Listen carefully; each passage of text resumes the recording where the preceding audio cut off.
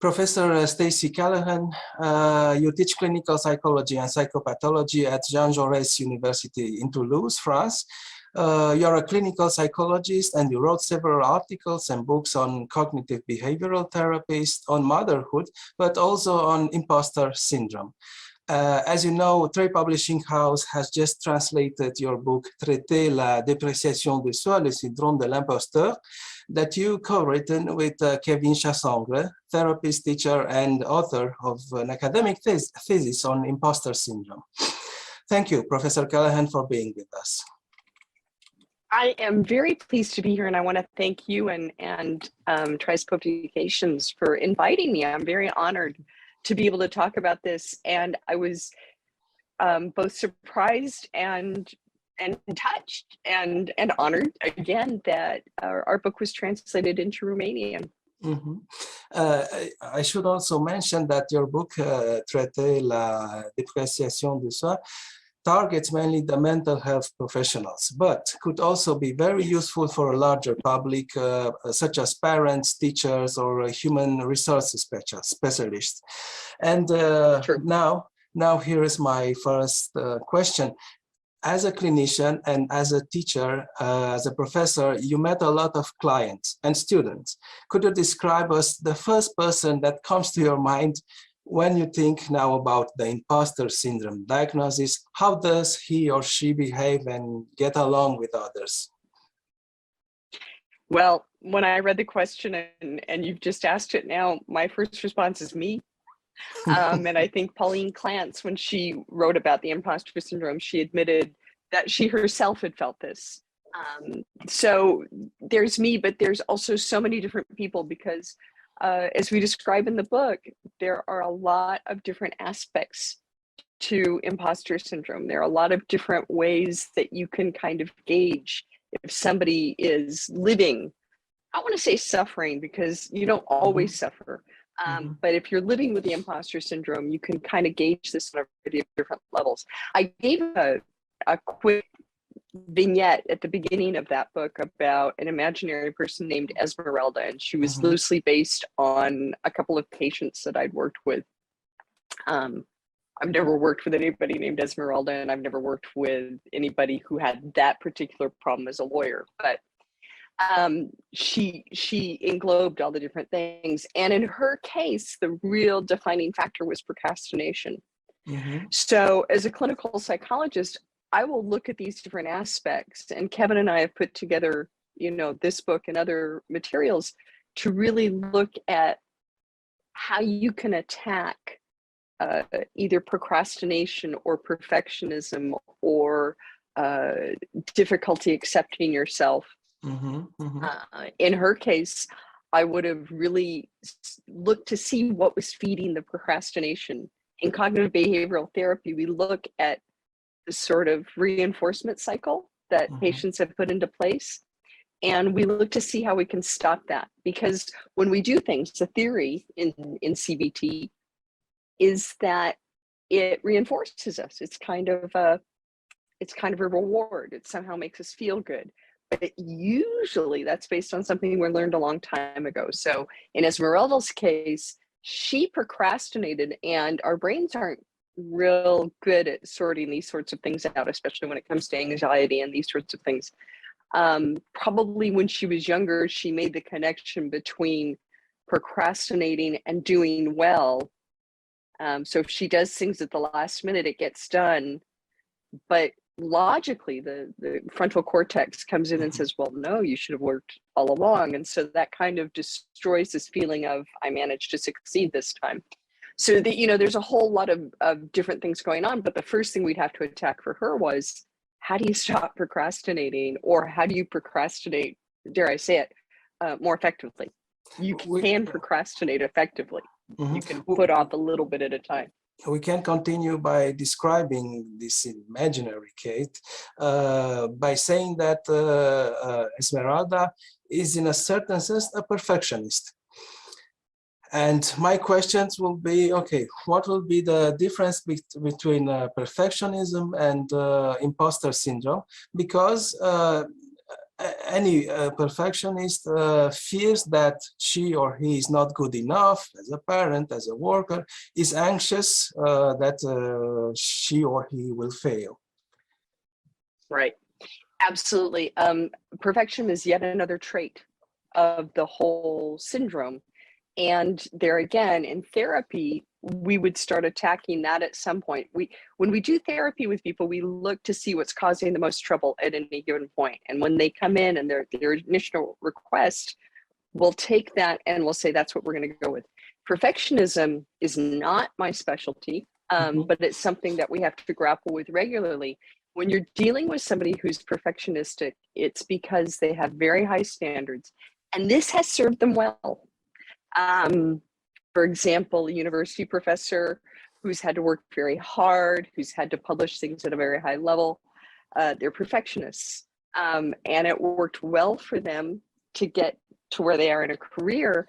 It doesn't work well for them when they just have to write a paragraph to on a letter of recommendation for a student. You can't spend 6 days writing something like that. So perfectionism, you have to start looking at these sorts of traits as, what does it give to me? What do I want to keep? And how does it sabotage me? What do I want to get rid of? Can I stop being so perfectionistic? Is it going to be problematic if I'm not as perfectionistic? So you really have to start analyzing what purpose it serves, how it was useful, and how we can kind of channel it. And when I talk with patients, I talk about these sorts of traits as being superpowers. And, just like a superhero, got to use it for good. So use your perfectionism to help you, but don't use it to sabotage you. In your book, you're talking about several mediums, several environments and contexts that triggers the imposter syndrome. And an important context would be when one becomes a parent, a fresh parent. Yeah. As a researcher, you studied the way in which fresh mothers try to cope with their new parental role. And what would this imposter syndrome look like for a fresh mother, for instance? Well, for new moms, it's specific. So let's take it one step back and say, if we're attempting something, whether it's an academic career, a new job at the office, or being a mother, we have a goal. We have a goal to succeed. We have a goal to do the best that we can and to produce something. And a lot of times the goals we have are goals that we've created in ourselves. I want to be a good manager because I want to be promoted, or in the case of mother, I want to be a good mother because, it's important to do this. But we also have the goal that's coming from society, okay? There's pressure in the work environment. There's pressure in the academic environment, and there's pressure in society to be a good parent. If you start looking around, I've noticed in most cultures, I'm not sure about Armenian culture, but in most cultures, people can be very quickly judgmental about parents. I remember when my children were little, I had one child who did not like to wear a hat. There was nothing I could do to put a hat on this child, and I would carry her in a baby carrier. And I think I walked out one day and it was a bit cold. She wasn't freezing, but it was a bit cold. And probably the sixth woman who stopped me and said, "Oh, you should really put a hat on your daughter," I just very sarcastically said, "Well, I tried to do it, but when I stapled it on, she pulled it right off." And the woman looked at me with a lot of shock. But people make judgments like that, and that's a tiny judgment. But let's say we have a child who's acting up in a classroom or who's not adapting well to daycare. A lot of times mothers feel like they're being looked at, even if the personnel don't do that. So when you get to the imposter syndrome, you're looking at somebody who's not sure that they can do well. They're not sure that they can perform optimally.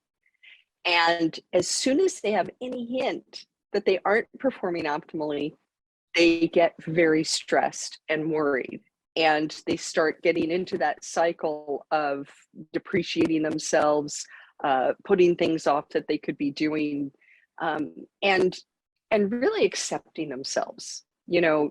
parents do the best that they can in all cases. Some parents come to the situation very unprepared, with very few skills. The way they grew up, the models they had, don't give them the tools they need to be a good parent. So you have to look at that and not say, oh, you're a bad parent. You have to look at it and say, oh, I think you need some new tools. You know, maybe you want to try this. Maybe you want to look at how that works and, you know, give them some advice. But most parents, I'd say probably 95% of parents, I think, are probably doing a pretty good job and really doing the best they can. And I've talked with other psychologists, and of course, you know, oftentimes we feel as psychologists, our children are the least well-adjusted. And in French, there's an expression about how the shoemaker's shoes don't fit. And, you know, it's not true that psychologists have more maladjusted children than other people. It's just the expectation is our children should be perfectly well-adjusted. And in my case, that's not the case.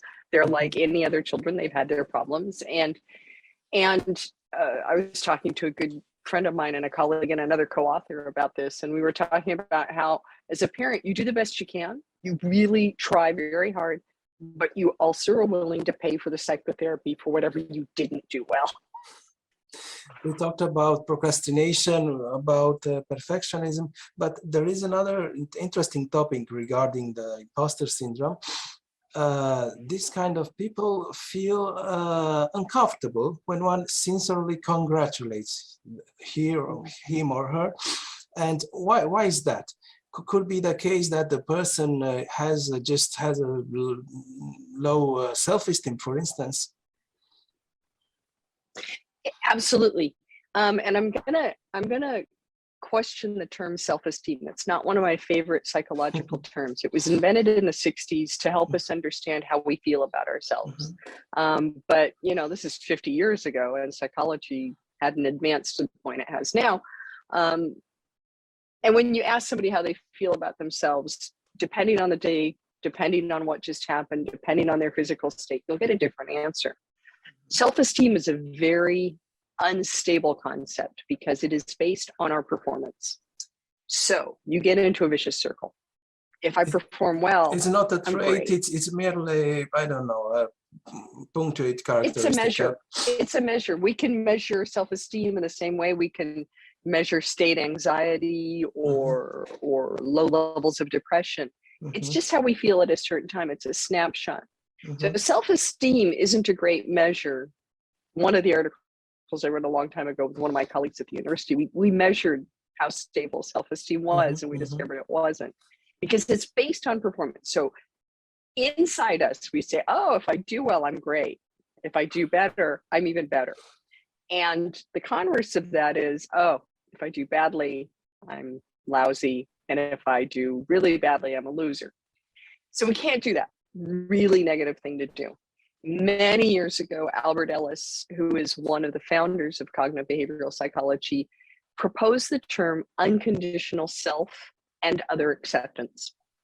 And the idea behind unconditional acceptance is that we accept the hypothesis that we're human and that being human will make mistakes, that some days we'll do well and some days we'll do less well, and we can accept ourselves regardless. And actually, if you look at the modern approaches in psychology, notably acceptation and commitment therapy, we look at acceptation of even outside situations and other people, because the objective is to say that is what it is. And having negative emotions doesn't make it better or worse. So when you move towards a feeling of self-acceptance, you approach your objectives and you say, you know, once they're done, you say, oh, well, you know, that article is written. I wish I'd done this differently, but it feels good to have it done. And I'm going to move on to the next one, and I'll have learned something from that. Or when you do something, the trick is you have to do it in both directions. If you manage to do something really well, if you handle a situation very well, you go through that and say, oh, that felt good to handle that so well.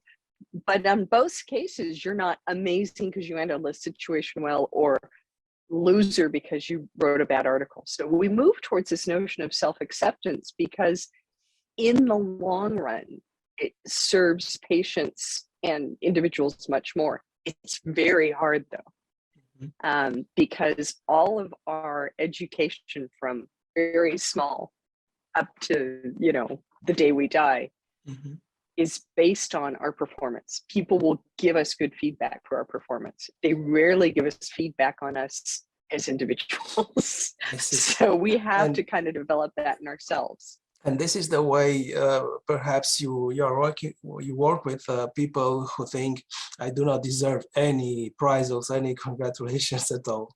Absolutely. And one of the other tools that we've used in this is some tools using auto-compassion or self-compassion.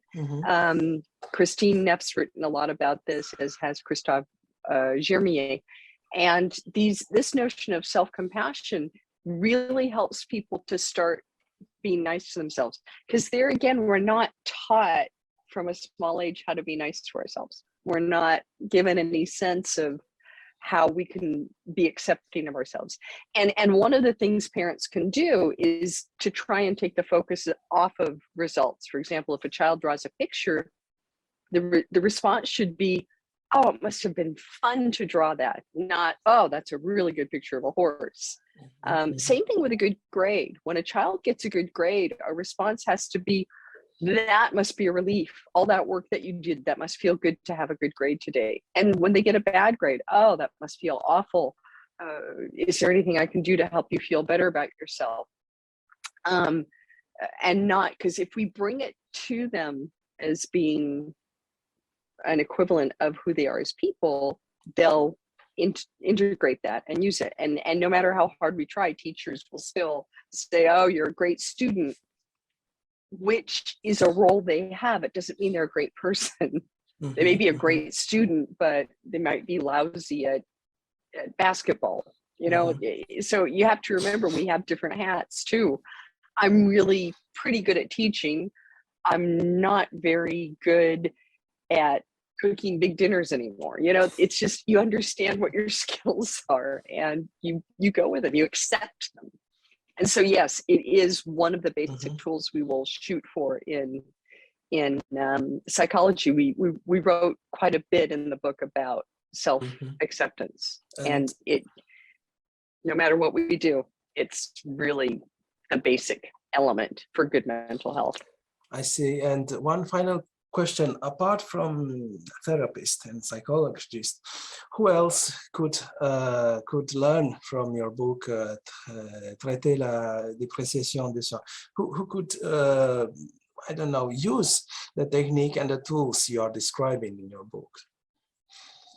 I think anybody who's working with other people, particularly in management situations, it's really useful for people in human resources to look at what's going on in their teams and start seeing that maybe somebody who's burnt out is burnt out because they're working too hard, and they're working too hard because they're perfectionistic and they procrastinated.